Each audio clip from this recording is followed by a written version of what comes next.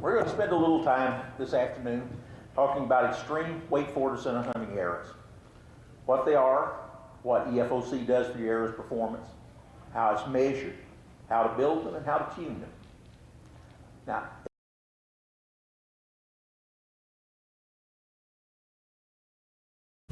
away from the point. So we have a long lever arm between the mass and the front of the shaft. It bounces so bad you can hardly hang on to it because the weight is pushing on it as it hits, continuing to bend it, and then it kicks back. You get exactly the same thing in an arrow. All these demonstrations are just set up to maximize the effect so that you can see it. But it's the exact same thing happening with your arrows.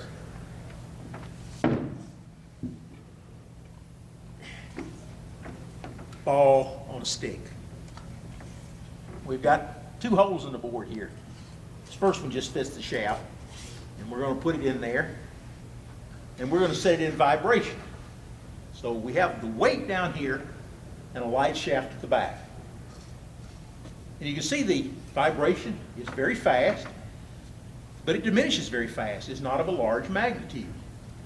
So it only takes just a couple of seconds there for it to stop. The further back the weight is, we're going to put it way at the back, again to maximize the effect so you can see it. The vibrations are going to be slower, but they're going to go on and on and on and on. It does eventually stop, but it takes it a while. So this would be like having the weight of your arrow well back from the point so that you have a long front lever arm. You're going to get that high vibration. The other way around would be a very short front lever arm. Very slow vibration. So that was just a ball on a stick. What happens if we take that over to real arrows? Here we have two arrows, same shaft. They weigh exactly the same.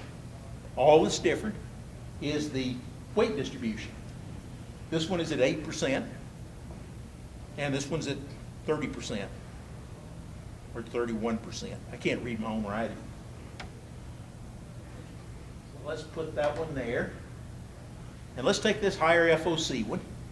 And because the 2 points are different to get the weight distribution we want,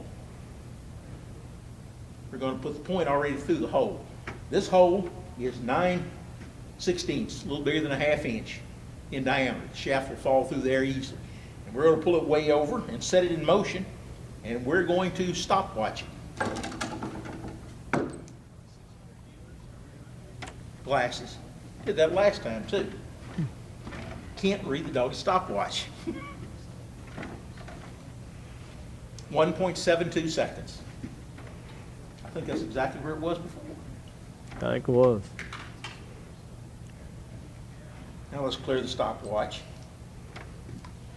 And we're going to take the 8% FOC. And I chose 8% because a lot of, excuse me, a lot of compound shooters are shooting 8%. Pull it way over.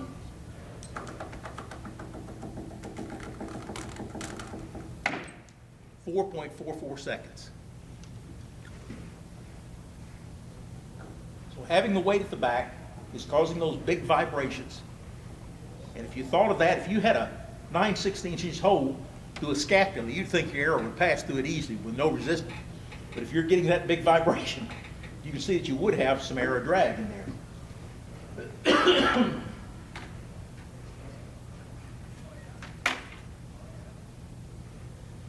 Now for our next little demonstration, we're going to have to make a change here. Take this out.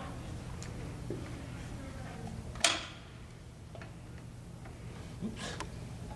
That's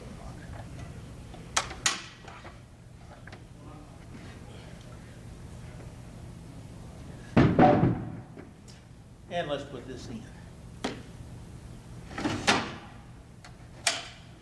And what we have here, laminated between this is a little opening with a single thickness of paper.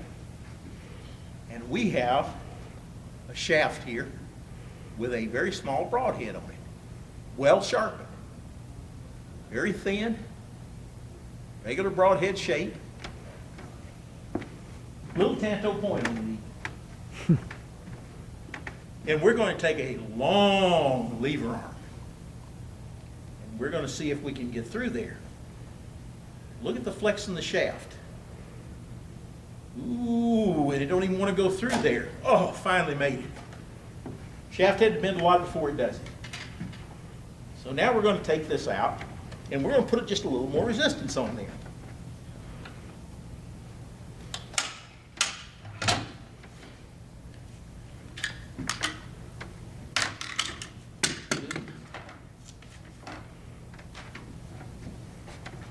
We'll replace our one sheet of paper with 2 sheets of paper.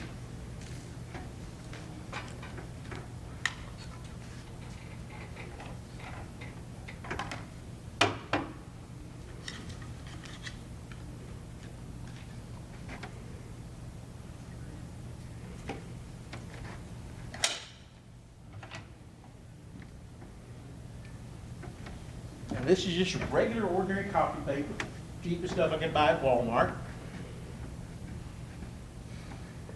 Let's put it against there. And from way back here with our long lever arm, ooh, it does not want to go through 2 sheets of paper. The shaft would break before it would go through. So let's stiffen that a little bit. A little shorter lever arm. Going to bend again. Might have to go a little shorter than that. Oh, still didn't quite make it. Somewhere in here, it's getting stiffer every time we move our hand forward, shortening that forward lever arm. Let's go a little shorter, a little shorter. Oh, there it goes through. So once we get it short enough, it goes through fairly easily. Shortening that lever arm against the increased resistance. So let's up the price a little bit on this. Let's see what it takes with 3 sheets of paper.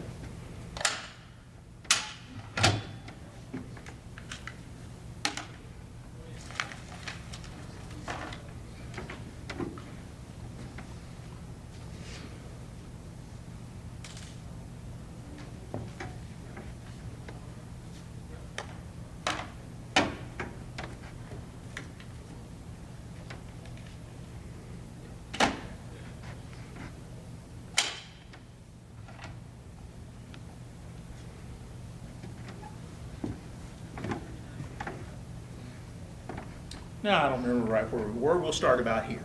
Hit that lever arm against 3 sheets of paper.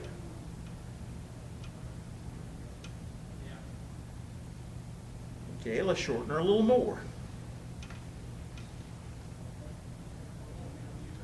A little more. A little more. A little more. We're getting close. Oh, there it'll finally go through with quite a bit of flex. But once we get that forward lever arm short enough, we can now penetrate the paper. So you can see as the resistance goes up to penetration, there's an advantage to having a shorter forward lever arm. It makes penetration against increased resistance easier.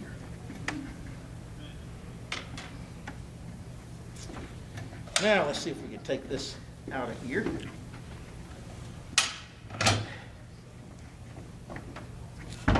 Oop, yeah, we're going to turn it around. That should be locked in place. It's just I didn't get it. I didn't want to fold up on it. Yeah, we'll just start locking down in place good. All right. Now this is our little shooting machine. And you can see a few features of it here is that we have a bar back here to check the draw length so that we can't fudge the draw length. And we have 2 knocking points. Arrow goes between them. We can't change the angle we're putting that. Got a little arrow rest up here. This draws about 1.6 pounds at about 7 3/4 inches. And our little arrows are made from soda straws. Now they're a little overspined for this and they're quite heavy for it. These 2 weigh 41 grains apiece. One is 8.6% FOC and the other is at 21% FOC. Like I said, these weigh the same, they weigh 41 grains. This one weighs 49 grains. So it's 20% heavier. And all of the extra weight is sticking out the front out here. So we've really put a load on it. And it is at about 31%. It's 30.9, it looks like, percent. And we're going to shoot these and see what happens. Now we're going to lock our shooting machine in at a given angle so that it can't change. So there's no fudging the shooting. Everything is locked in place.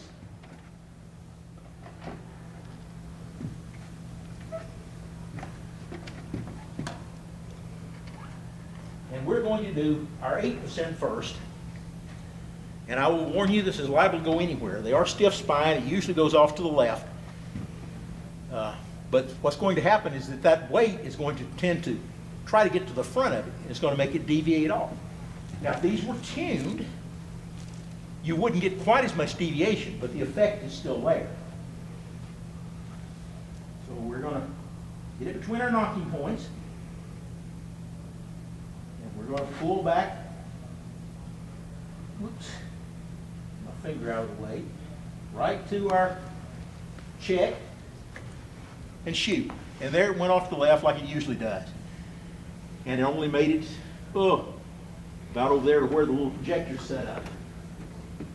Now, we're going to take our 41 grain, same weight, 21% FOC, and see what it does. Okay, let's get it in here. And let's draw back to our little wood piece. Whoa! That was an excellent shot for it. It got a good release. It got out there a good ways. But you can see the flight is much better, much more stable, much straighter. Now it again went off to the left because these are over spine. But at least the flight was a lot more stable than, and the distance it flew quite a bit further than the 8% FOC. Now this is our roughly 31%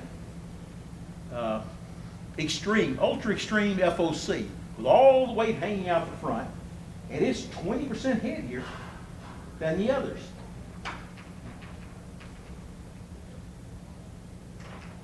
Ooh, almost slipped out my fingers there. And it went all the way to the wall. Now wait a minute, it's 20% heavier. How can it go all the way to the wall? It's not supposed to do that. Everywhere you read it says if you've got this weight hanging out front, it causes the air to nosedive. It doesn't look like that one nosedived. It shot about, what is that, 20% further than the lighter air, even though it's 20% heavier.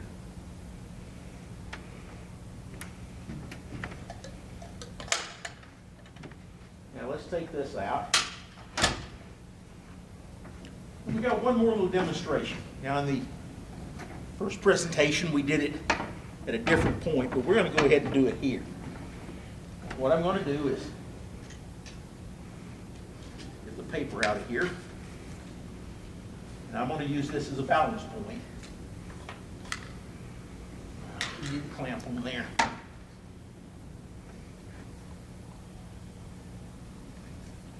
There's the smoothest area. That looks like the smoothest. Makes it a little easier to balance. Since there are two pieces there, we're going to get our super duper hugest ultra EFOC error.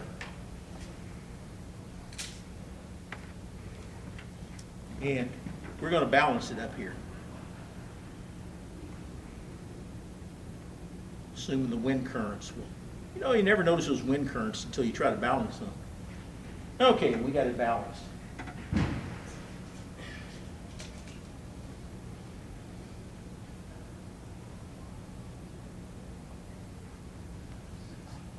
Okay, so we've got a paper clip, and then down here, we'll take these off for the minute. Just a paper clip. And we're going to hang it on the front. Doesn't affect it much. So we're going to put these on.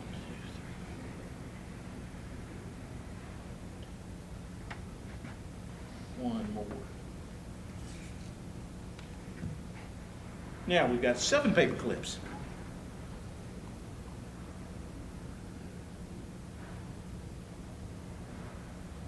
hanging off the front. Still didn't change the balance point. Let's take that off. Let's take all of these off there. Go back to our one paper clip.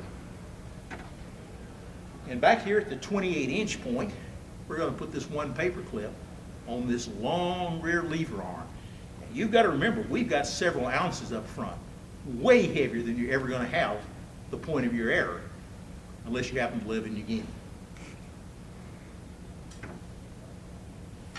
And that's why you do everything you can to reduce the weight on the rear end of your arrow when you're trying to get high amounts of FOC. That long lever arm, very small change in weight, is going to do a lot more to change the FOC of the arrow than a huge amount of change in the weight on the point.